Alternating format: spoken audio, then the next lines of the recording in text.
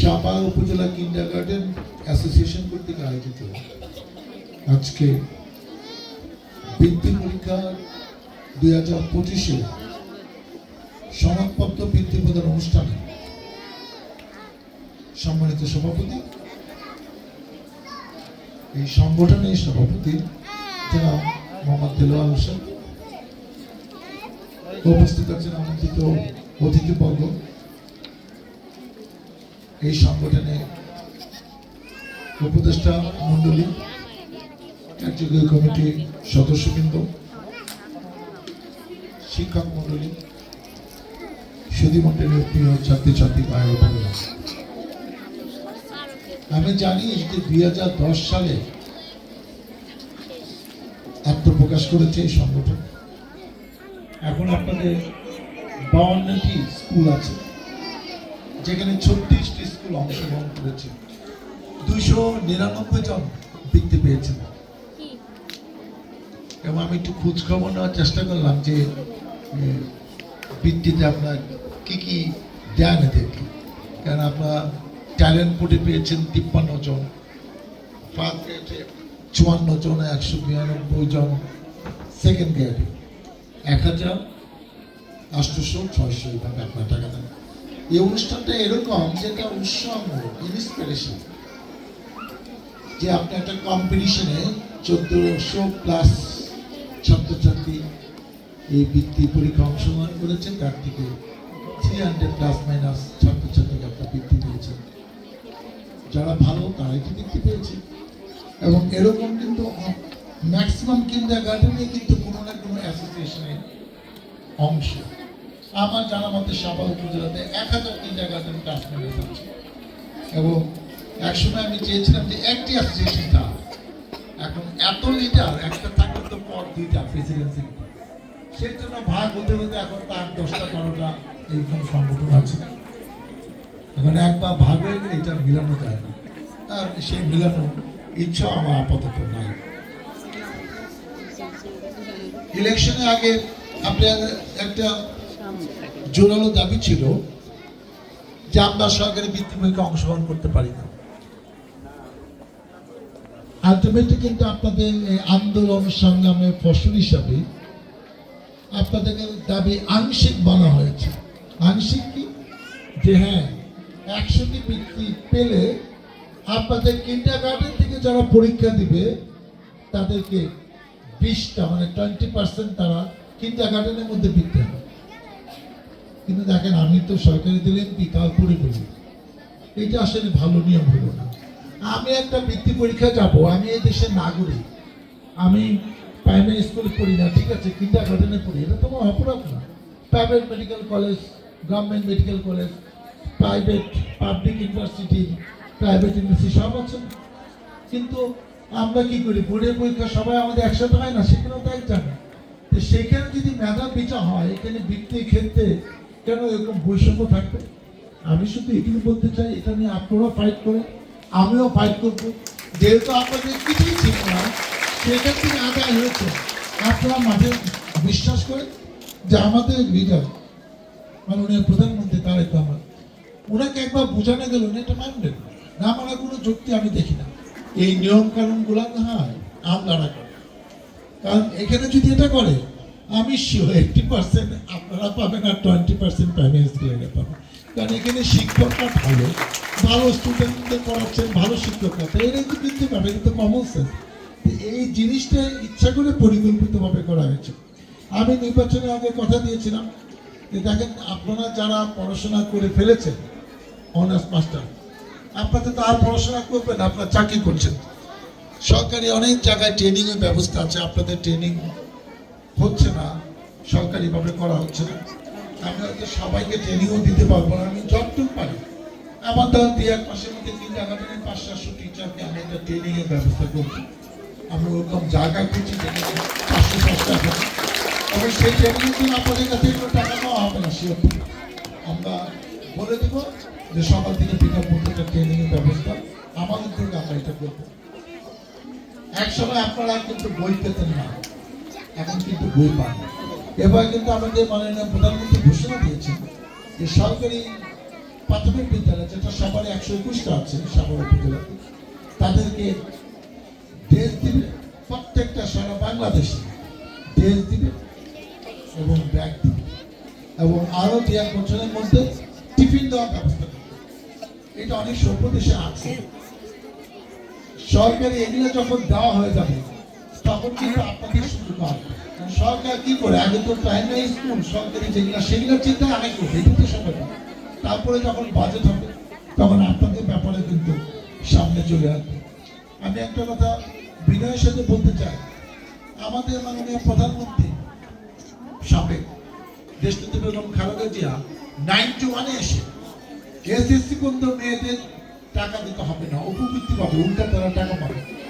2001-এ এসে ওনারা নিয়ম করলেন যে ইন্টারমিডিয়েট পর্যন্ত মেয়েদের কোনো টাকা পয়সা দিতে হবে না এইসব সরকারি প্রতিষ্ঠান।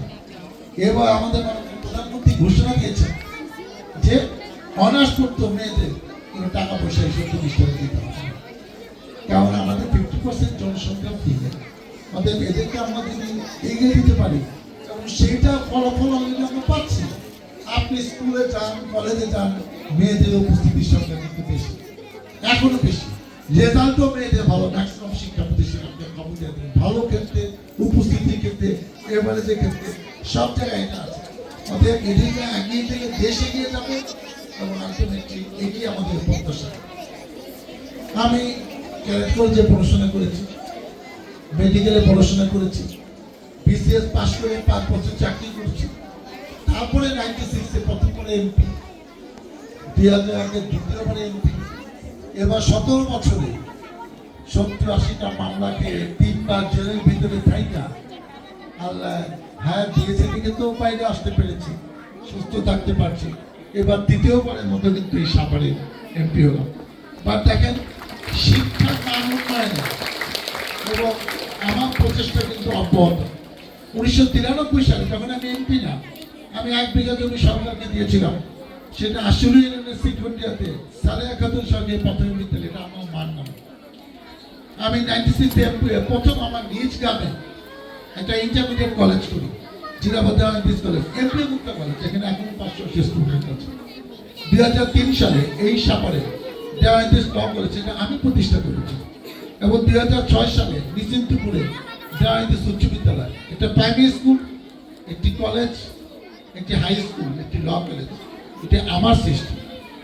আমি মনে হয় যে আমি একসময় থাকবো না, কিন্তু আমি কি করে গেলাম এটা মানুষ এবং মহান আল্লাহ তাআলা দেখবে। সেই কারণে হয়তো ওই প্রতিষ্ঠাতা হিসেবে আমার নাম যদি কিছু মানুষ বলে, সেটা আমার লক্ষ্য। জন এফ কেনেডি, এই ভদ্রলোক youngest president in the history of American মানে হিসাবে, সে 43 বছরের প্রথম রাষ্ট্রপতি হয়, এবং সে কিন্তু মানে দুষ্কৃতিকারী গুলিতে, আমেরিকার মতো দেশে, এগুলো অন্য দেশে হয়, থার্ড ওয়ার্ল্ডে, আমেরিকা হয় না, 1963-তে তাকে হত্যা করা হয়। সে 20 জানুয়ারি আমেরিকায় 4 বছর পর রাষ্ট্রপতি দায়িত্ব গ্রহণ করেন। সে উদ্বোধনী বক্তৃতা বলেছিলেন, ask not what your country can do for you, ask what you can do for your country. দেশ তোমার জন্য কি করবে এটা চিন্তা করার দরকার নাই, এটা ভাবো না, ভাবো তুমি দেশের জন্য কি করবে। আজকে ধরেন যে পাবলিক বিশ্ববিদ্যালয়ে 10 টাকা 20 টাকা বেতনে পড়াশোনা করছে, তার মানে এই টাকাটা সরকার দিচ্ছে। এই টাকা তুমি যখন অনার্স মাস্টার পাস করলা, তোমারও তো দেশের মানুষের প্রতি দায়িত্ব আছে, এদের কল্যাণে তোমাকে কম বেশি সময় দিতে হবে। তুমি যতই করো, এই যে সরকারি মেডিকেল কলেজে আমি পড়েছি, সেখানে তো বেতন 50 টাকা 100 টাকা ছিল, কিন্তু আপনি কি মনে করেন একটা মেডিকেল কলেজে 100 টাকা 200 টাকা 300 টাকা বেতন দিয়ে তার পক্ষে আসলে পড়াশোনা হতে সম্ভব? তাহলে প্রাইভেট মেডিকেল কলেজে 5,000 10,000 টাকা কেন না? তো এই যে সরকার যে মানুষের জন্য কন্ট্রিবিউশন করতেছে, এইটা আমরা যেন ভুলে না যাই। আমাদেরও মানুষের জন্য অনেক কিছু করার আছে, এবং যে যার জায়গা থেকেই আমরা যেন সেটা করতে পারি। এপিজে আবুল কালাম আমেরিকার রাষ্ট্রপতি ছিলেন, তার ভারতে ওনার কয়েকটি মূল্যবান উক্তি আছে। একটি উক্তি হলো, স্বপ্ন সেটা না যেটা দেখে তুমি ঘুমিয়ে থাকবে, স্বপ্ন হলো সেটা যেটা তোমাকে ঘুমাতে দেয় না। এবং আরেকটি মূল্যবান কথা উনি বলেছেন, your degree is just a piece of paper, your education is seen your behaviour. তোমার ব্যবহারে ফুটে উঠবে তুমি কত থেকে লেখাপড়া জেনেছো। কারোর সাথে কতদিন পরিচয় হয়, ব্যবহার দিয়ে আমরা রিয়েলাইজ করি লোকটা কেমন। বাস স্ট্যান্ডে, মার্কেটে, কোনো একটা অপরিচিত জায়গায় আপনি ডিগ্রি কি মানুষকে দেখানোর জন্য? ডিগ্রি যখন আপনি চাকরি করবেন সেই আপনার কাগজ লাগবে, কিন্তু একটি 2 বছর 3 বছরে একটি বাচ্চা একটু একটু করে কথা বলা শিখে।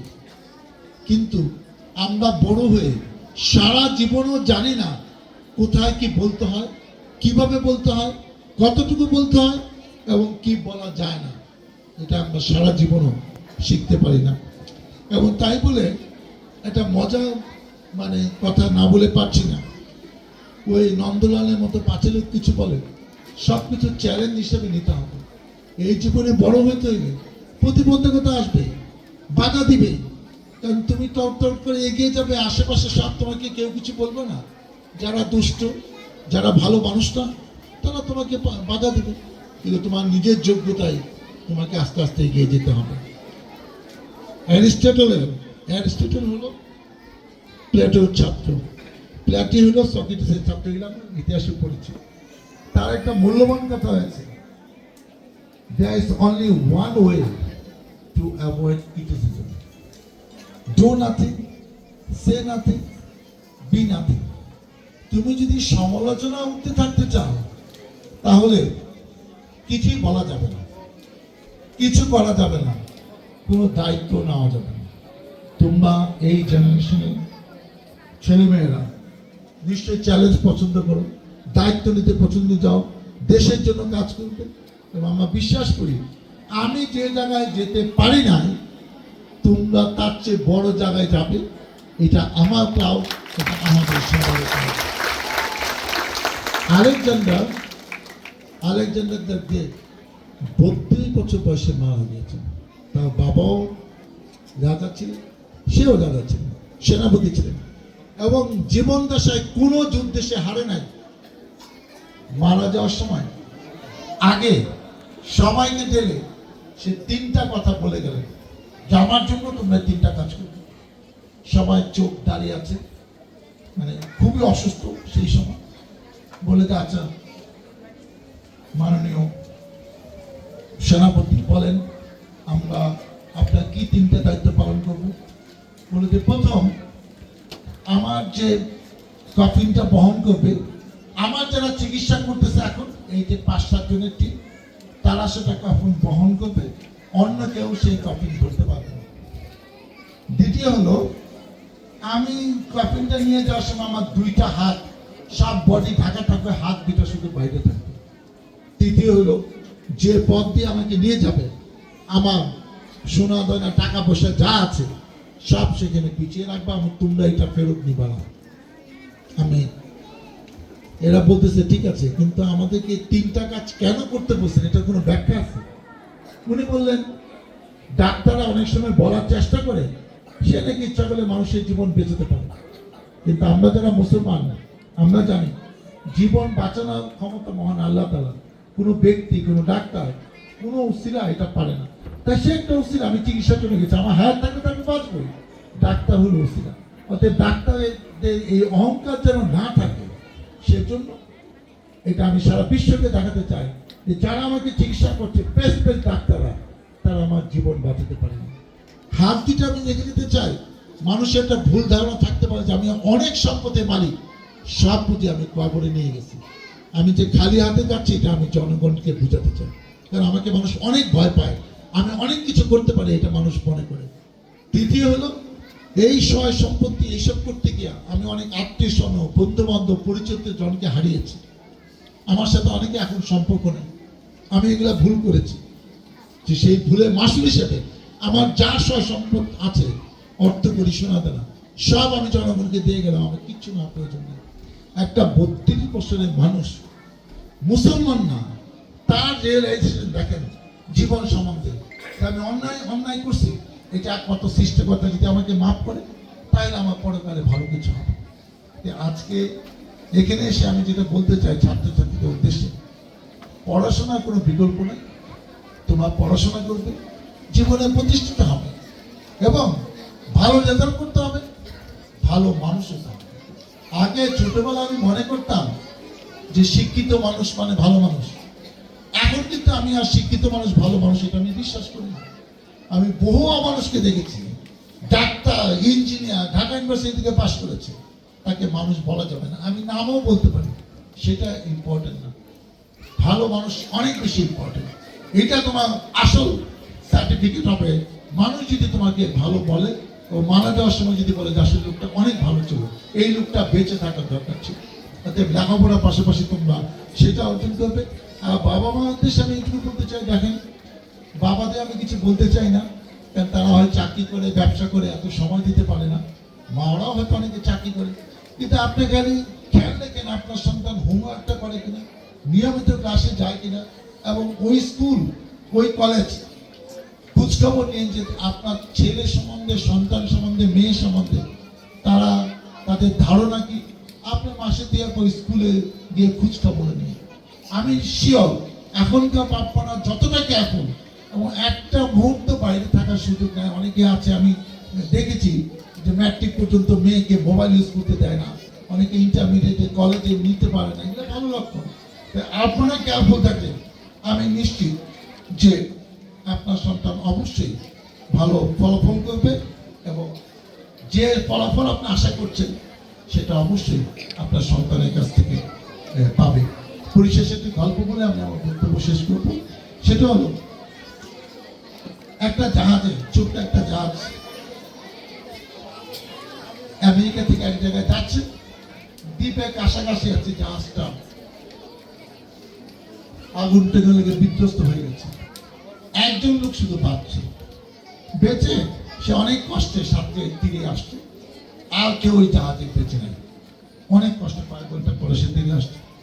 সে চিন্তা করতেছে আমি মারা গেলে তো ভালো হতো, আমি কেন বাঁচতাম, আমি এখন কি করি।